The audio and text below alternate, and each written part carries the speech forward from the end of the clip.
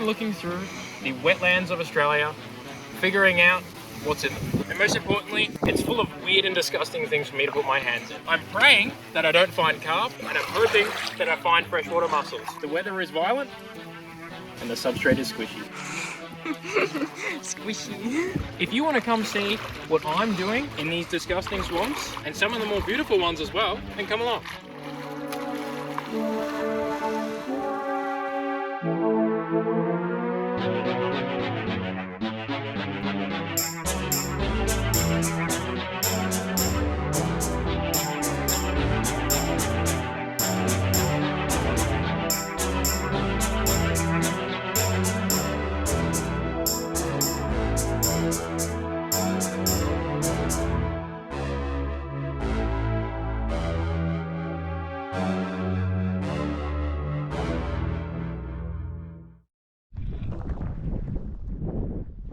We are very much in the middle of nowhere though. Well, James, what do you think of the new site? Bit shit. Now, I wonder why you'd say that. Sometimes maybe good, sometimes maybe shit. This is very inhospitable. Yeah, I think inhospitable is definitely the way I would describe this area. Yeah, well, the water is just a colour of many thousands of lies. Smells like St Kilda Beach. It is like the worst colour I've ever seen. Actually, you know exactly what it's like? I think it's a combination between feces and a 2004 Camry.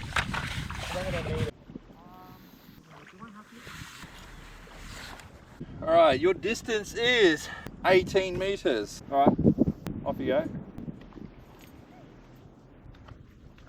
I have gone through some gooey, disgusting shit, but this takes the cake. This is feral. I'm gonna pick up some of the substrate and it's gonna look at me and go, Papa! Am I alive?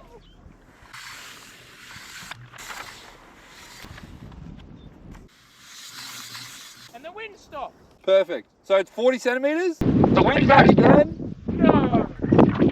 Really? Try not to get blown away! Ah! Try not to get blown away!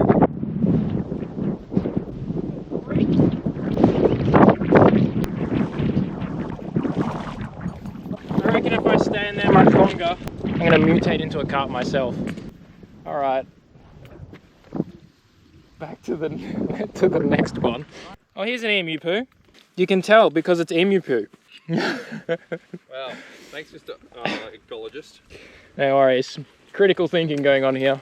Emus poo like cows, kind of like a big patty.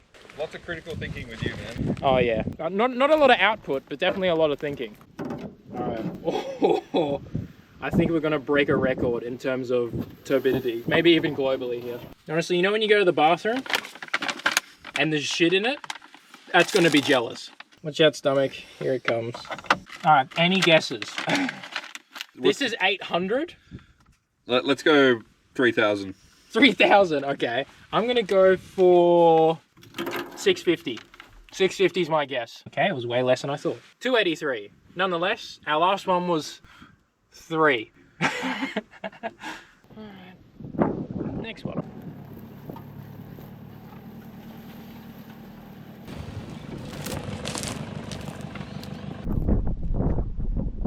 It's definitely warm out here. Oh.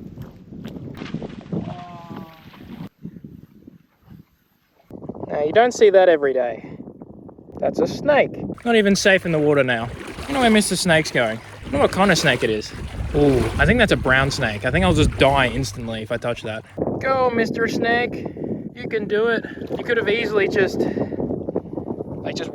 gone around the side. But, yay. What do you think, Pat? I don't even know what to say at this point. This is the most... Shrek would be proud. Maybe that's what we can watch tonight, Pat. Shrek. That'd make me happy. Watching someone really enjoy the swamps, unlike me. You see here we got emu footprints as well. Emu!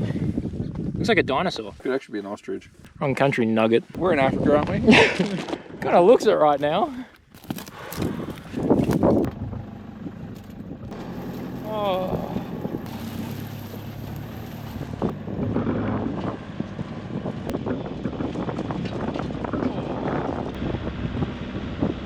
say bye-bye, sight. Bye-bye, snake. Bye-bye, snake. I never want to return.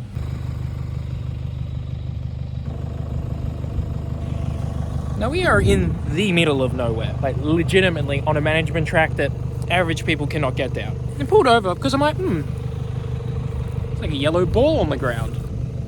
This is like a fruit of some kind growing here. I'll cut it open and have a look. I've never seen this before in my life. I didn't even know this existed. What do you reckon's in here? Seeds.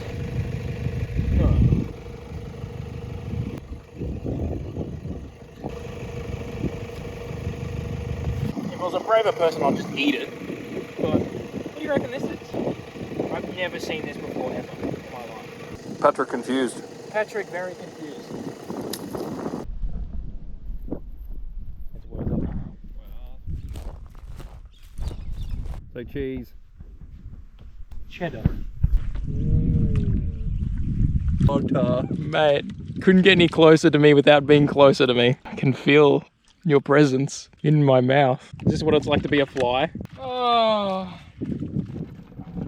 I need help. Oh, we know.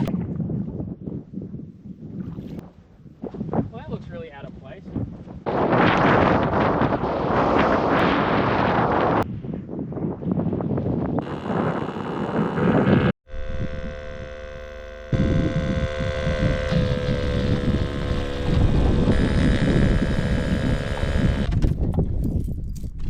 Thanks, James. You just caused me a huge... Sorry, were you saying something? Oh, stop! Mate, me, a spoonful each brekkie of mortar.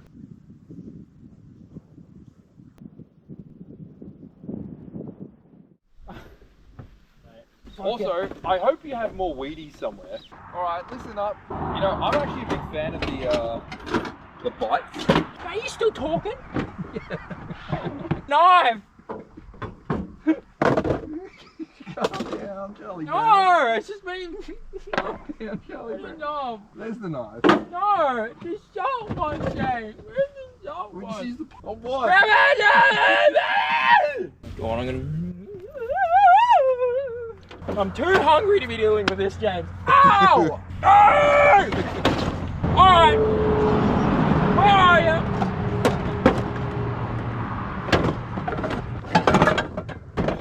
Under! Hold, please. Tell you what, James, that was body lucky. I almost lost it then. Imagine if I actually got upset. I'll tell you what, this barbecue I got for free, the Festiva, and I have flogged this. Absolutely flogged it as hard as I can. It has not been just an ugly dog working piece of crap back to me. It's been a good barbecue. Sausage making? I'm actually curious. Like with most things. Just in general? I can't believe we almost ran out of onion. And it's my first snag. Snag out of 10.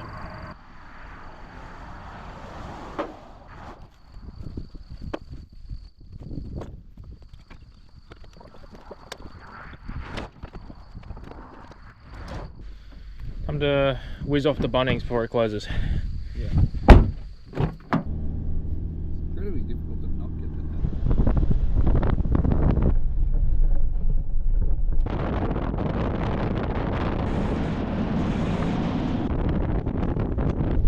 Too bumpy. Yeah, oh. Too bumpy.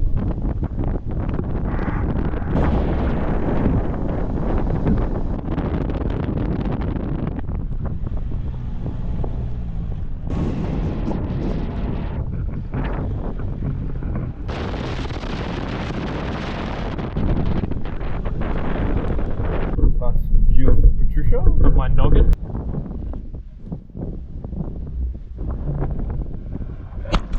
Patrick, what do you think? I think that I ate a Frankfurt, a little red coloured sausage that gives me the nutritional content of eating, I don't know, soil, and I don't feel very good.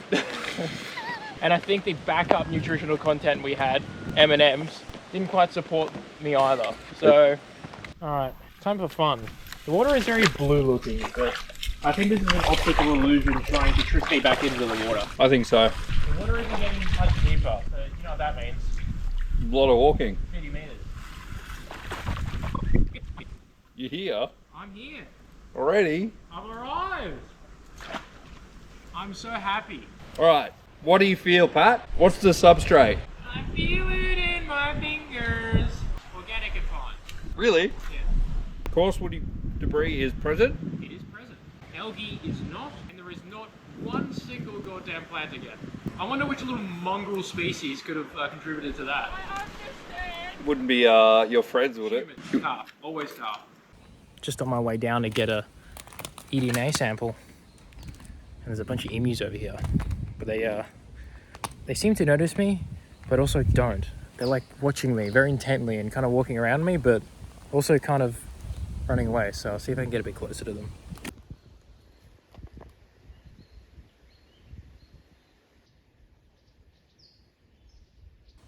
Emus are kind of stealthing on me, like walking around me and looking at me.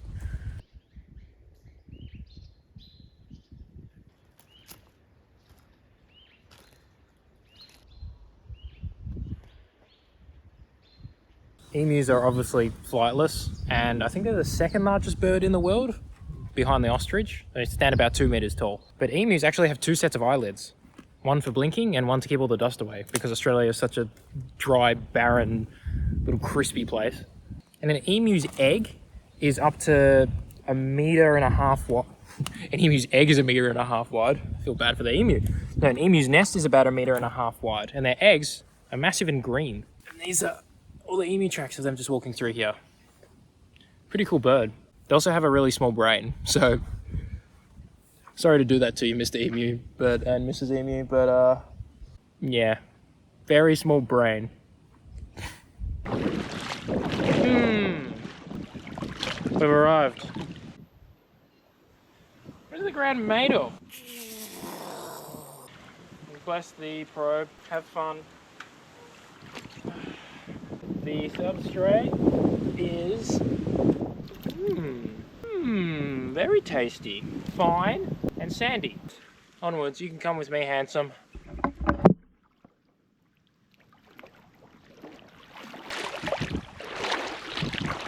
Bye, Mr. Probe. We wish you luck on your journey. What do you see? Huh? I see a camera, some trees, someone who's really hungry. That would be me. Trying to get a foot sample of the soil. Sandy and fine for the substrate. Coarse woody debris is present, and there's no algae. I wonder if this would be good for my skin. I don't think so. It seems to be drying the hell out of my skin and cracking all my fingers. It's windy again. I get blown away. Oh, that's weird. You can see all the flood lines on the trees, like where it goes up to. A bunch of white lines indicating where the previous floods have been, because it's stained all the salts and stuff onto the side of the tree. You can see all the lines of the different floods. And we're at the lowest one.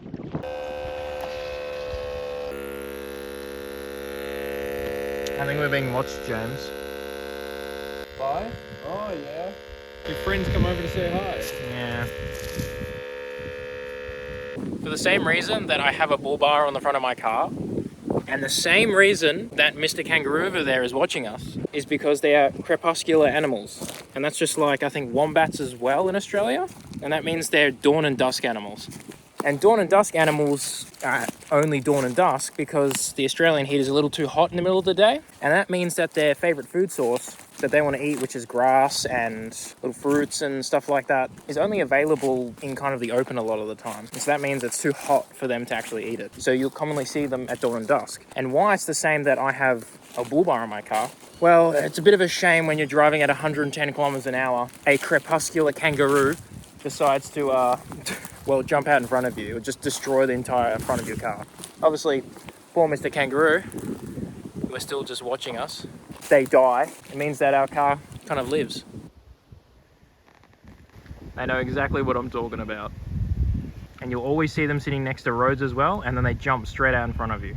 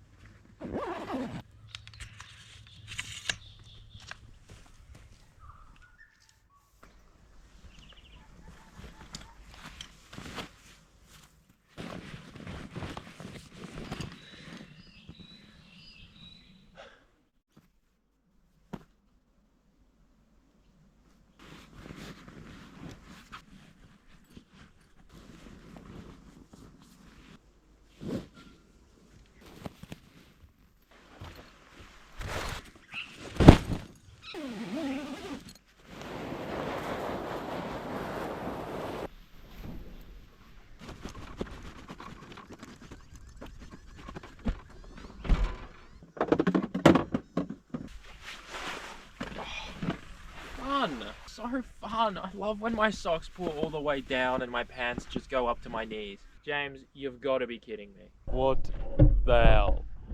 Oh, mate! Not you again! What?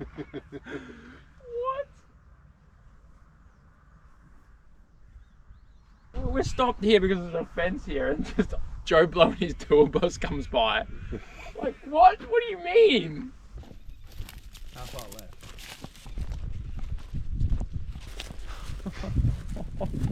Oh, what do you think of Lake Craman? I don't remember it looking like this on the way in. Why is it fluffy now? Lake Craman doesn't have a lot of water in it. Yeah, the flies are pretty torrential. It's a bit soft. Oh, yeah, just like my brain right now. I reckon we could have done this in our runners, man. Oh, yeah. Okay. Getting much deeper there? So, James, what do you think the wiggly patch over there is? Snakes. Snakes. I'm gonna guess it's something else. Something we've seen a lot of. Mussels? Oh, mussels would be nice. All of these lines, I think, are caused by something absolutely battling to live in here. Now, I wonder what that could be. Is that seriously carp? It's seriously carp. Oh my good God. It's like a brick wall of fish. This is disturbing. This is what happens when an invasive fish that becomes massive completely destroys the waterway and then the waterway dries out.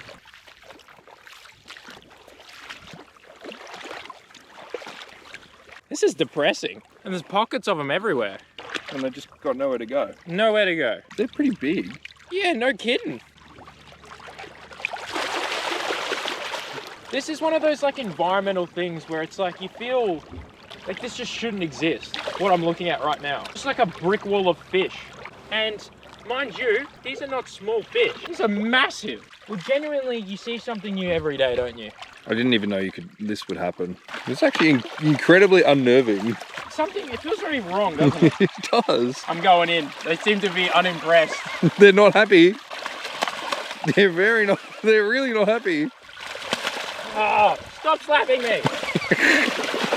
All right, I understand you're not happy. All right, I understand. Okay, I'm sorry. I'm leaving. Ah. Settle down.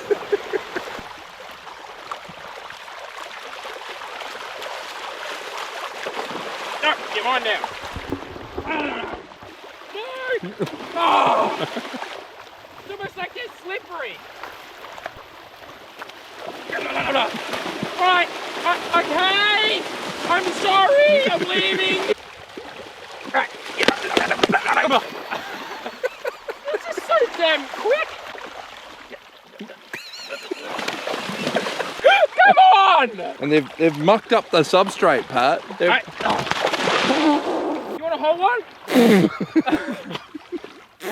Mine now. All right, so come here. This took a lot of effort, but this is a carp. Carp are benthic feeders. So you can see like the way they're breathing here. They have teeth down the back of their throat. And through something called the phalangeal slit out here, they do this kind of interaction. See where the water is just, well, disgusting? That's because they do this kind of interaction. Effectively trying to suck food through the substrate, and that does this. But because they're so invasive, they breed more than physically possible. Every single one of these will likely die. Can't do anything about it. And also, I wouldn't help it if I wanted to. Carp are illegal to keep alive in Victoria. As soon as they come to the bank, you have to kill them legally here. But it's a pretty sad life. This will dry out and they'll all die. I didn't think they'd be so goddamn slippery. That guy there, this is almost a meter long. Well, oh, feel that. Yeah. Slime coat. So fish on the outside of their body have a slime coat, and that helps protect against bacteria. People coming to pick them up. People coming to pick them up. I'm here for science, and they're not going to be here for much longer. And there's so many pools of them. Oh like yeah, it just keeps going out that way. There's about 8 more pools this big. So there's probably like 1,000 fish just sitting here floating on the surface. Yeah, I'd say there's more pools that way and down that way as well. There's probably a good, I don't know, 5,000 fish here. And this is what you can see just here. Remember, these are all the adults. Like an adult female carp can release up to 1 million eggs per year. you can see how we're kind of stuffed. All right, well, I'm gonna grab an eDNA sample and we're gonna start doing the actual research here. Yum, yum.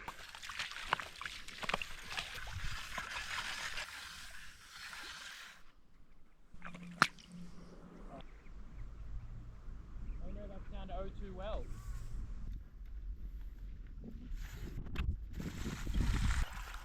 Yum. Onwards. Going straight in between the carp, because that's the deepest point. Enjoy. That looks crystal clear. Oh yeah. I'd make a cup of tea with that. Back to seeing our friends. Alright, 10 centimeters. I feel like there's even more carp here now than before. I thought there was only like, how did that happen? Where did more carp come from? I won't really miss them. But we will say goodbye, because I'm probably the last person to see them alive, which is a kind of a sad thought.